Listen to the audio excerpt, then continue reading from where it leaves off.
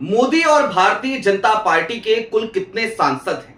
तो जवाब है 240 सांसद। लेकिन राहुल गांधी ने आज सुबह सुबह एक बड़ा बम फोड़ दिया है और यह बड़ा बम एक संकेत है, एक इंडिकेशन है। मोदी जी के 40 सांसद घुसपैठिए हैं। राहुल गांधी ने आज उसी कहावत को चरितार्थ किया कि जिसका जूता उसके सर।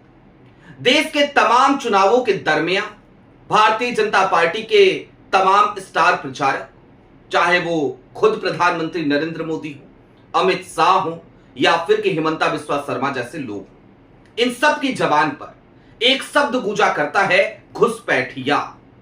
तो क्या मोदी जी के सांसद ही घुसपैठिए हैं? जी हां, राहुल गांधी ने यह बात कही है। और इसके साथ ही साथ एक इंडिकेशन आज कांग्रेस ने दे दिया। वो इंडिकेशन ये कि एकला चलो रे। राहुल गांधी अब इंडिया गठबंधन के उन घमंडी नेताओं का इंतजार करने के मूड में नजर नहीं आ रहे, या फिर कि उन्हीं नेताओं को अब अपने साथ लेकर के आगे बढ़ना चाहते हैं जो नेता कम से कम भरोसे के हों और जो कांग्रेस की आइडियोलॉजी के साथ कंधे से कंधा मिलाकर चल सके। तमिलनाडु में टीवीके वाले थलापति विजय इसका एक अच्छा एग्जाम्पल है। प्लान 2004 क्या है, इस पर भी आज चर्चा करेंगे। और जो सुबह सुबह ये बम फोड़ा है ना, ये कितना बड़ा संकेत है, जरा इसका खुलकर विश्लेषण करेंगे। नमस्कार, मैं स्वप्निल और आप मुद्दा देख रहे हैं। दोस्तों, आगे बढ़ें उससे पहले वही छोटी सी अपील। मुद्दा इन दिनों एक गंभीर आर्थिक संकट से जूझ रहा है। एक तरफ जहां हमारे मेन बैंक अकाउंट्स बीते लंबे समय से फ्रीज चल रहे हैं, तो दूसरी तरफ हमारे 2.5 साल पुराने चैनल को हमसे लंबे समय तक छीन कर रखा गया था। ऐसे में डे टू डे ऑपरेशंस में मुद्दा को काफी मुश्किलों का सामना करना पड़ता है। लिहाजा आपसे गुजारिश है, यदि आप चाहें तो स्क्रीन पर दिख रहे क्यूआर कोड या फिर के नीचे दिख रहे यूपीआई नंबर्स के जरिए मुद्दा की छोटी छोटी मदद जरूर कीजिएगा, ताकि हमारी बेबाकी यूं ही बरकरार रहे। अब आगे बढ़ते हैं और सबसे पहले राहुल गांधी के उस पोस्ट की तरफ ही चलते हैं जिसके बाद आज हंगामा मचा पड़ा है। राहुल गांधी यूं तो 4 मई को जब नतीजे आए तब से लेकर अब तक 48 घंटे बीत चुके हैं, लेकिन लगातार वोट चोरी की जो मशीनरी है, जो सिस्टम है, उसके खिलाफ मोर्चा खोले बैठे हैं। क्या लिखा राहुल ने? आपकी स्क्रीन पर वो ट्वीट है। लब्बुलुआब क्या है? सीधी सी बात है कि वोट चोरी से सरकार बनाई। संसद के भीतर बैठे हुए वो लोग जो वोट चोरी से आए हैं वो सभी घुसपैठिए हैं। 240 में से हर छठा सांसद घुसपैठिया है। अब अगर 240 में से 40 सांसदों को हटा दीजिए या फिर कि हर छठे सांसद की संख्या अगर आप देखेंगे तो वो 40 हो जाती है, तो फिर भारतीय जनता पार्टी के पास आंकड़ा कितने का होता? आंकड़ा होता 200 का। और जब 200 का आंकड़ा होता तो जाहिर सी बात है आज देश की प्रधानमंत्री की कुर्सी पर प्रधानमंत्री नरेंद्र मोदी नहीं बैठे होते। ये बात कोई पहली बार राहुल गांधी नहीं कह रहे हैं। ये बात इससे पहले वित्त मंत्री, मोदी जी के मंत्री, वित्त मंत्री निर्मला सीतारमण, उनके पति परकला प्रभाकर बकायदा डेटा के साथ कई बार कह चुके हैं, इस बात को प्रूव कर चुके हैं। और इतना ही नहीं दोस्तों, बात सिर्फ परकला प्रभाकर के कहने की नहीं है। देश के तमाम बुद्धिजीवी लगातार ये कहते रहे हैं कि मोदी जी 200 से ऊपर सीटें जीत नहीं पा रहे थे, लिहाजा खेल तो हुआ। और बाकी जगहों पे छोड़िए, बनारस में क्या हुआ? अजय राय 7 राउंड तक आगे चल रहे थे प्रधानमंत्री नरेंद्र मोदी से। उसके बाद अचानक से वोटों की गिनती रोक दी जाती है, कुछ भी फ्लैश नहीं होता और फिर अचानक से पता चलता है प्रधानमंत्री नरेंद्र मोदी आगे हो गए। ये सब कुछ हमने अपनी आंखों से देखा था। अब दोस्तों, ये इंडिकेशन क्या है राहुल गांधी का जो 48 घंटों से वो मोर्चा खोले हुए हैं? और ममता बनर्जी ने कल जो बातें कही हैं कि अब मैं उन्मुक्त पंछी हूं, अब मैं इंडिया पर ध्यान दूंगी, इन सब को राहुल कैसे डिकोड कर रहे हैं, जरा उसको समझिए। दरअसल तमिलनाडु में जो नतीजे आए उसके बाद कांग्रेस ने यह डिसीजन लिया कि वो टीवी के साथ जाएगी, और टीवी के साथ जाने का डिसीजन इसलिए भी बनता है क्योंकि विजय आइडियोलॉजिकली कांग्रेस के साथ हमेशा खड़े होते रहे। विजय अपने चुनावी भाषणों के दौरान हमेशा ये कहते रहे हैं कि असली कांग्रेस उनके साथ है। विजय राहुल गांधी के अच्छे मित्र हैं, अच्छे प्रशंसक हैं, और इन सब के दरमियान विजय ने लगातार भारतीय जनता पार्टी का पूरे चुनाव में विरोध भी किया है।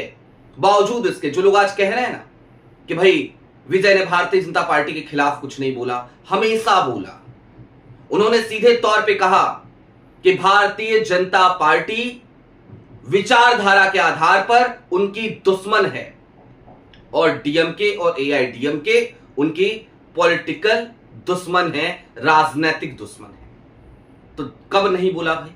उन्होंने तो विचारधारा के आधार पर जो दुश्मनी है, जो दूरियां हैं भारतीय जनता पार्टी से, ये लगातार उजागर करेंगे। और बात सिर्फ इतनी ही नहीं है, आप देखिए ना, उनकी फिल्म को किसने अटकाया? उनकी आखिरी फिल्म को, जननायकन को, सेंसर बोर्ड ने। किसके अंतर्गत आता है? मोदी सरकार के। तो फिर भला क्या बीजेपी सपोर्ट कर रही है टीवीके को? जवाब है नहीं। कोशिशें बहुत की कि टीवीके उनको अपने साथ ले ले, लेकिन टीवीके ने हमेशा दरवाजा बंद करके रखा।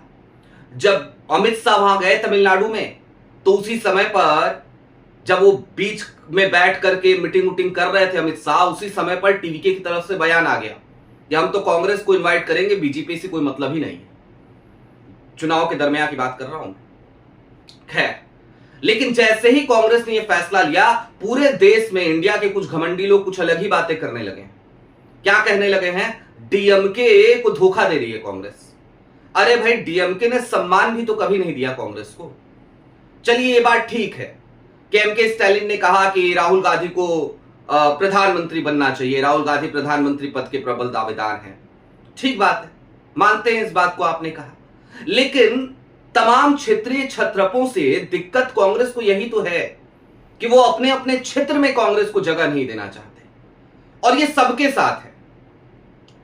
आज आप देखिए स्थिति क्या है। पश्चिम बंगाल में जाकर के राहुल गांधी ने जब ममता बनर्जी के खिलाफ बयान दिए, तो तेजस्वी यादव से एक पत्रकार ने सवाल किया कि क्या कहेंगे आप, राहुल गांधी ने ऐसा बोला है। तो तेजस्वी समझाने लगे कि ऐसा नहीं कहना चाहिए था राहुल गांधी को। लेकिन वही तेजस्वी जो उस दिन पश्चिम बंगाल में थे, उससे 1-1.5 हफ्ते पहले, या शायद इससे भी कम का ही अंतर रहा होगा, वो केरल में थे। और केरल में क्या कर रहे थे? तो कांग्रेस के खिलाफ चुनाव प्रचार कर रहे थे। 3 सीटों पर चुनाव लड़ रहे थे, एलडीएफ के साथ, पिनरई विजयन के साथ, और उसमें से एक विधायक उनका वहां पे जीता भी है। तो खुद अपने गिरबान में झांकने को इंडिया गठबंधन के ये घमंडी नेता तैयार नहीं है।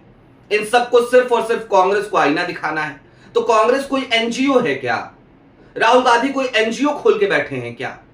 उसके बावजूद आप देखिए, जब कांग्रेस के लोग टीएमसी की हार का जश्न मना रहे थे, तो राहुल गांधी की प्रतिक्रिया आई और उन्होंने तमाम उन कांग्रेसियों की क्लास लगा दी, लंका लगा दी। कहा कि बात ये सिर्फ टीएमसी की नहीं है, ये बात पूरे देश की है, पूरे भारत की है, लिहाजा इस बात को समझने की जरूरत है। वो सीधे बोलते हुए नजर आए वहां पर। लेकिन क्या जब कांग्रेस हारती है राजस्थान में, मध्य प्रदेश में, तो इसी तरीके की बातें कि इंडिया गठबंधन के लोग करते हैं? नहीं, कहते हैं कांग्रेस घमंडी हो गई है। काहे का घमंड भैया कांग्रेस का? कांग्रेस ने तो हमेशा अपने घमंड को छोड़ करके इन तमाम क्षेत्रीय छत्रपों को महत्व दिया है। लेकिन हां, अब चीजें बदल रही हैं, स्थितियां बदल रही हैं। राहुल गांधी जब राजनीति में आए थे, वो साल था 2004 का, और उस वक्त पे राहुल गांधी ने एक प्लान तैयार किया था कि कांग्रेस को चाहिए कि अब वो अपने दम पर चुनाव लड़े, गठबंधन की मजबूरियों से आगे बढ़े, और गठबंधन की जरूरत उसे ना पड़े, अपने पैरों पर खड़ी होते हुए कांग्रेस नजर आए। लेकिन उस समय वो कांग्रेस राहुल गांधी की ये वाली कांग्रेस नहीं थी। उस समय वाली कांग्रेस दरअसल सोनिया गांधी की कांग्रेस थी, और सोनिया गांधी उस प्लान को अमल में नहीं लाने देना चाहती थी। और सोनिया के आसपास बहुत सारे सिपह सलार भी थे जो नहीं चाहते थे कि ऐसा हो। तो उस समय उस प्लान को अमल में नहीं लाया जा सका। लेकिन अब वही प्लान 2004, जिसके ऊपर राहुल गांधी बीते कुछ वर्षों से फिर से काम करना शुरू कर चुके हैं, अब उसे कांग्रेस फाइनली अमल में लाने जा रही है। और आज कांग्रेस की स्थिति किसी भी क्षेत्रीय छत्रप से कमजोर नहीं है। आप देखिए, अब क्षेत्रीय छत्रप में बचा ही कौन है? सब तो खत्म हो गए। झारखंड में अगर हेमंत सोरेन की सरकार है तो हेमंत सोरेन को आप क्षेत्रीय छत्रप ना कहिए, ना समझिए। इसलिए ना समझिए क्योंकि हेमंत सोरेन एक तरफ राहुल गांधी के अच्छे दोस्त हैं, तो दूसरी तरफ वहां पर बैठे हुए कांग्रेस के ही कुछ स्लीपर सेल के लोग हैं जो लगातार हेमंत सोरेन को नाराज करने का काम करते हैं। और दूसरी तरफ बिहार में आपको याद है ना, हेमंत सोरेन चाहते थे कि भाई कुछ सीटें हमको मिल जाए बिहार में लड़ने के लिए, लेकिन वो भी देने को आरजेडी तैयार नहीं हुई थी।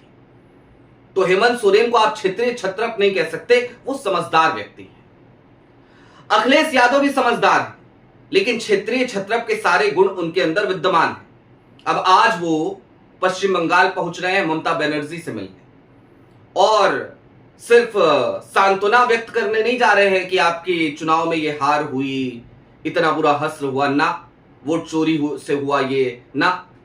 इंडिया गठबंधन के भविष्य पर दोनों नेता बैठ करके बात करेंगे, अखिलेश यादव और ममता बनर्जी। ममता बनर्जी खुद भी कल प्रेस कॉन्फ्रेंस में क्या कह रही थी कि अब मैं इंडिया गठबंधन के भविष्य पर फोकस करूंगी, मेरे पास तमाम नेताओं के फोन आए।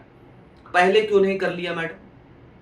2024 के लोकसभा चुनाव में क्यों कहती हुई आप नजर आई इस बात को सीधे तौर पर कि इंडिया गठबंधन पूरे देश के लिए है, पश्चिम बंगाल के लिए नहीं है? तो मतलब आपके राज्य में, आपके क्षेत्र में कांग्रेस को कोई स्टेक ना मिले, कोई स्पेस ना मिले, और कांग्रेस जहां जहां है वहां वहां आपको खूब स्पेस दे, खूब सम्मान दे। तो ऐसे तो नहीं चलेगा। अब जाहिर सी बात है, इस बात को समझने की जरूरत है कि वोट चोरी से चुनी हुई सरकारों के खिलाफ राहुल गांधी ने जिस तरीके से मोर्चा खोला है और खुलकर आज ये कह दिया है कि निष्पक्ष चुनाव हो जाए ना, तो 240 तो छोड़िए, 200 भी छोड़िए, 140 सीट भारतीय जनता पार्टी जीत नहीं पाएगी। हरियाणा में पूरी सरकार घुसपैठिया है, ये बयान है आज राहुल गांधी का। और इन सब के बीच कांग्रेस की स्थिति क्या है? केरल में कांग्रेस की सरकार बनने जा रही है, तेलंगाना में कांग्रेस की सरकार है, कर्नाटका में कांग्रेस की सरकार है, और तमिलनाडु में कांग्रेस के 2 मंत्री शपथ लेंगे।